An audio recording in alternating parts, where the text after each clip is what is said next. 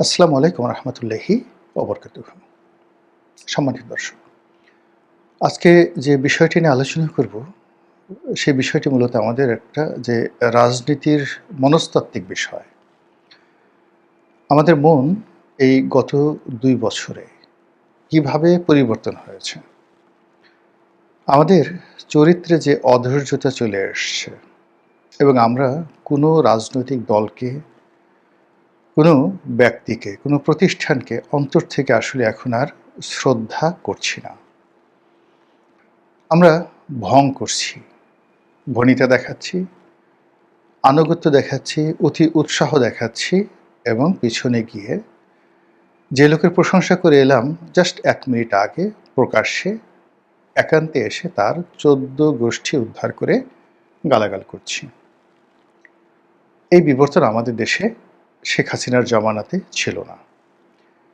দ্বিতীয়ত হলো যে ক্ষমতার যে একক ভরগুলো রয়েছে, সেটা সেনাবাহিনী হোক, পুলিশ বাহিনী হোক, আইজি হোক, সেনাপ্রধান হোক, প্রধানমন্ত্রী হোক, মন্ত্রী, এসপি, ডিসি, ওসি, টিওনো।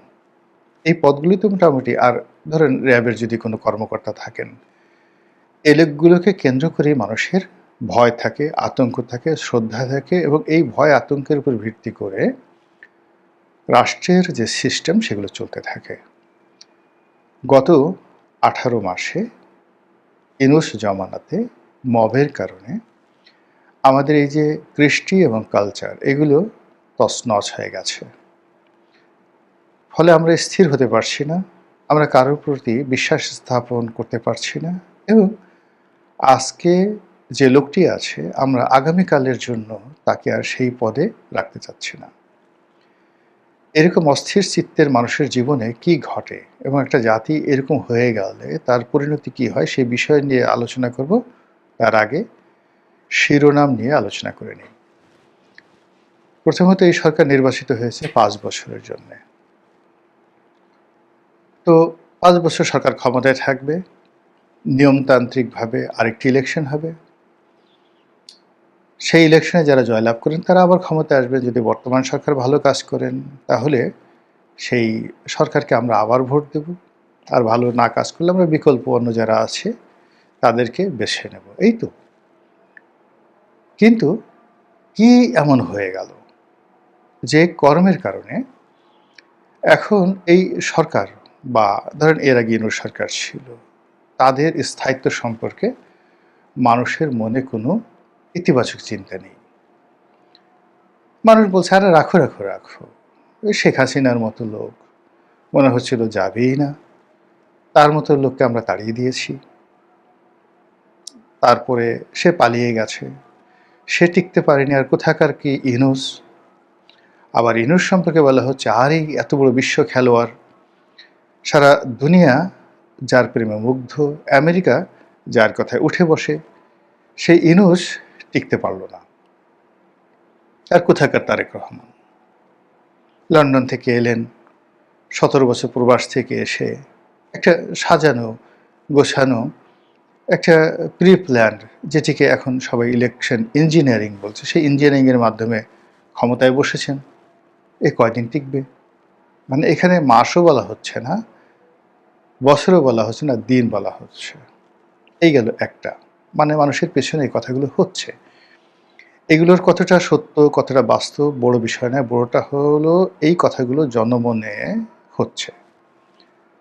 ২ নম্বর হলো যে বিএনপির পক্ষ থেকে যে বিষয়গুলো খুব সামনে আনা হচ্ছে, যেমন ফ্যামিলি কার্ড, অসংখ্য কার্ড, আম কার্ড, জাম কার্ড, কলা কার্ড, কচু কার্ড, ঘেঁচু কার্ড, লিচু কার্ড, হকার কার্ড, জেলে কার্ড, জাউলা কার্ড, তারপরে শেষে আরও অনেক কিছু।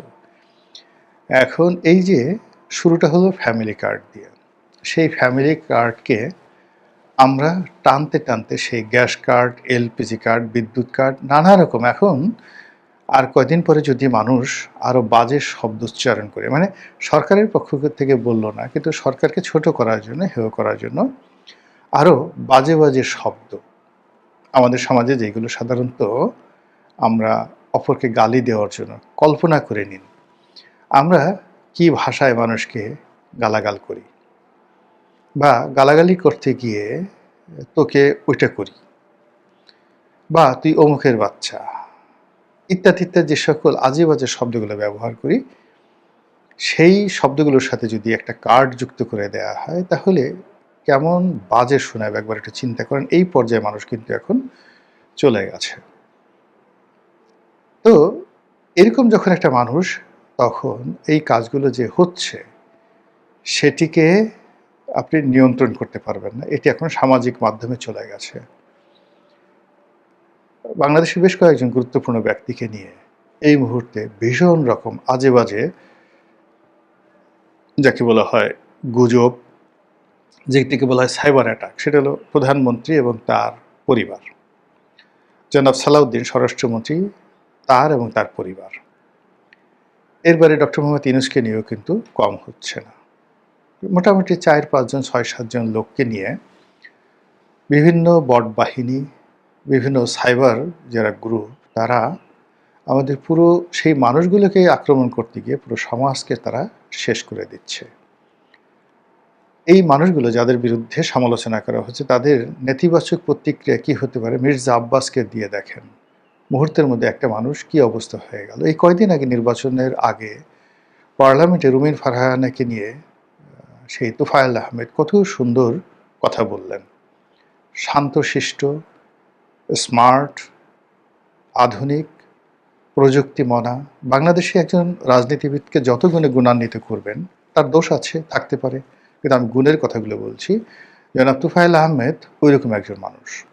স্বাস্থ্য সচেতন, নিয়মিত ব্যায়াম করতেন, বুক ডাউন দিতেন, ফিট একটা শরীর। সেই মানুষ বিরূপ একটা পরিস্থিতিতে দেখেন এখন কীভাবে শয্যাশায়ী হয়ে পড়েছেন, জীবন মৃত্যুর সন্ধিক্ষণে। তেমনি যখন কোনো একটা মানুষকে এইভাবে সাইবার অ্যাটাক করা হয়, আজকেরই এই যে আমি ভিডিওটা করছি, তখন বাংলাদেশ প্রতিদিনের একটা রিপোর্ট, সেই রিপোর্টে দেখানো হয়েছে যে যাদেরকে সাইবার বুলিং করা হচ্ছে,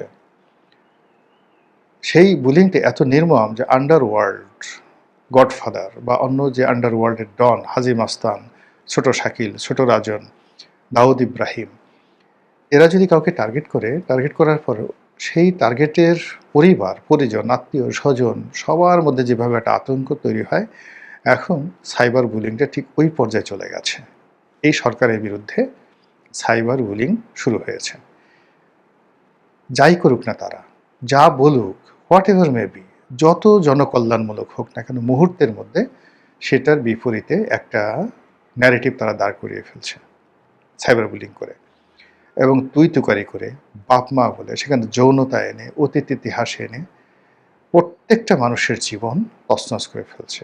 ইতিমধ্যে বেশ কয়েকজন মন্ত্রীকে টার্গেট করা হয়েছে এবং সেই মন্ত্রীগুলোর কর্মকাণ্ড স্টপ হয়ে গেছে। আপনি দেখুন এহসানুল হক মিলন, আপনি দেখুন রবিউল ইসলাম যে যোগাযোগ মন্ত্রী ছিল, এরপরে একজন মন্ত্রী এখন ধরেন স্থানীয় সরকার ও পল্লী উন্নয়ন যে প্রতিমন্ত্রী আছেন, তিনি জাস্ট একটু সচল হওয়ার চেষ্টা করছেন, তাকে নিয়ে ইদানিং ভীষণ রকম আক্রমণ শুরু হয়েছে।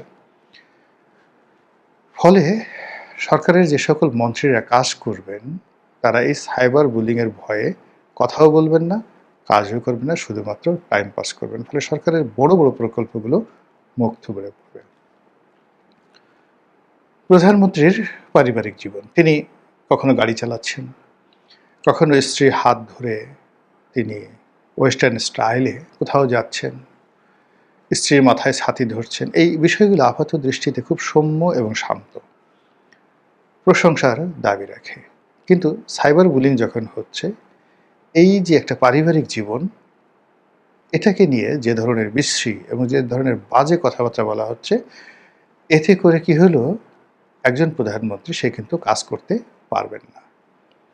এই জন্যই বলছি যে যখন আমাদের এই সমাজ এমনভাবে উত্তপ্ত হয়ে আছে, এরা পরিবর্তন চাচ্ছে, এরা মানুষকে অপমান করতে চাচ্ছে, এবং যে কোনো সময় যে কোনো দুর্ঘটনা ঘটানোর জন্য মানুষ উন্মুখ হয়ে অপেক্ষা করে। মানুষ কোনো সুসংবাদের জন্য অপেক্ষা করে না। মানুষ চিন্তা করে যে কখন একটা দুর্ঘটনা ঘটবে, কখন একটা বজ্রপাত ঘটবে, কখন সরকারের পতন হবে, কখন সর্বনাশ হবে। অর্থাৎ আমি অপার হয়ে বসে আছি সর্বনাশের আশায়। এইরকম একটা বিশ্রী মন মানসিকতা তৈরি হয়ে গেছে গত 18 মাসে। কে দায়ী, কেন দায়ী, কিভাবে দায়ী